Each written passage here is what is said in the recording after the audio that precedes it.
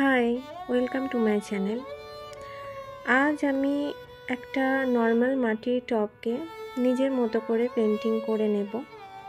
এগুলো কিছু বোগেনভিলিয়ার কাটিং বসিয়েছিলাম বেশ কিছুদিন আগে, যেগুলো পাতা এসে গেছে এবং রুটসও এসে গেছে। তো ওগুলোকে রিপোর্টিং করা খুবই দরকার। সেই জন্যে কয়েকটা টব আমি আগেই কিনে এনে রেখেছিলাম। তো টবগুলো অতি সাধারণ দেখতে লাগছে, যেগুলো একদম নর্মাল মাটির টব পাওয়া যায়। টবগুলোকে একটু সুন্দর করে সাজিয়ে তোলার জন্য আমি এখানে ব্ল্যাক অ্যান্ড হোয়াইটের উপরে নিজের মতো করে কিছু পেন্টিং করেছি।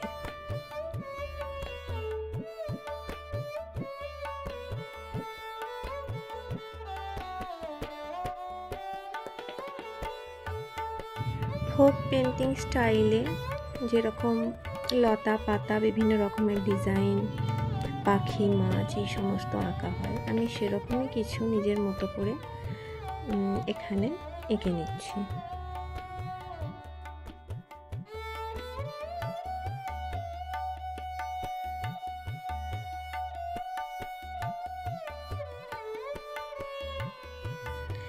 মোটামুটি কমপ্লিট হয়ে গেছে। আগের মাটির টবটা আশা করি আগে থেকে অনেক সুন্দর লাগছে।